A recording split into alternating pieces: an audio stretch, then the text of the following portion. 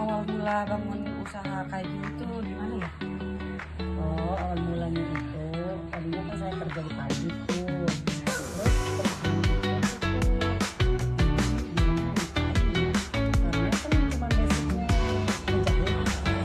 Akhirnya coba-cobalah beli mesin dengan hasil yang tahap itu lah ya. Akhirnya beli mesin, coba buka usaha jahit. Cuman pertamanya permak-pernik dulu lah gitu. Pas itu belum banyak orang yang tahu sih ya, namanya baru buka. Akhirnya dari mulut ke mulut makin lama banyak yang tahu nih, katanya jawabannya bagus, rapi. Ya banyak orang yang datang ke rumah karena dia pengen coba juga kali ya. Akhirnya banyak yang datang, terus pendapatannya juga lumayan. Pas waktu itu suami PHK juga, dia pulang kampung lah. Pas udah pulang kampung itu anak juga udah selesai SD, terus kita ya pindah lah ke kampung, mulai lagi di kampung kita buka usaha. Mulai buka usaha di kampung pertama ya sama kayak dulu waktu di Jakarta, agak susah juga, tapi di kampung malah lebih bagus karena orang-orang kampung itu belum begitu banyak yang bagus ya di kampung. Karena saya dari Jakarta, wah jadi kemana-mana orang tahu karena rate-nya bagus gitu. Makanya sih kita kan tergantung konsumennya suka, ya alhamdulillah disukai sama orang banyak, jadi usahanya juga berkembang. Sekarang ini saya udah bisa bayar karyawan, terus udah bisa nyediain bahan mentah yang buat bikin seragam. Bisa gaji karyawan ya, terus keinginannya untuk kedepannya itu untuk usahanya ini apa?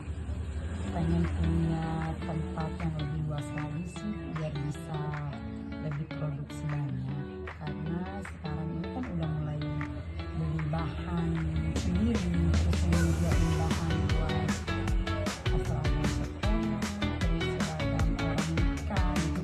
Soalnya di sini kan di kampung orang itu kalau acara nikah tuh sediain seragam, jadi mereka pada senang karena di sini nggak perlu lagi cari bahan ke Bima, karena dari kampung kita ini ke Bima itu jauh, lumayan lah gitu.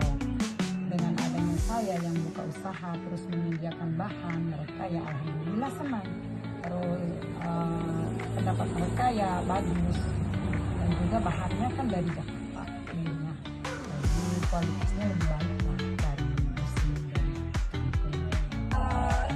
Cara cari karyawan itu ada nggak sih kriteria tertentu apa gimana gitu? Harus basicnya bisa ngejahit apa gimana? Oh iya ya harus lah, kita harus cari yang basicnya bisa jahit dan juga yang bisa bekerja sama.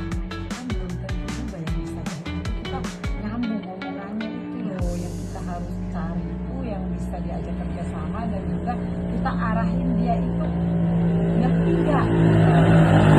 Tapi kalau dari segi umurnya mungkin ada umurnya dari 20 tahun ke atas atau gimana?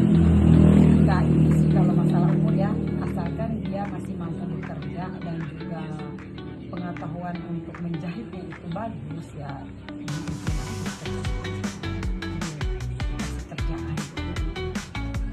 Kesulitannya sendiri itu mungkin ada kesulitan dari ibu sendiri mungkin dari mana Kalau pas musim orang tanam gitu kan sepi itu kerjaan, otomatis kan pendapatan juga sepi. Nah disitulah kita itu gaji karyawannya sesuai dengan pendapatan, karena kan kalau lagi sepi kan nggak bisa kita bayar full seperti biasa gaji karyawan, jadi ya sesuai dengan pendapatan aja sih, kita gaji itu aja sih, lepas kesulitan.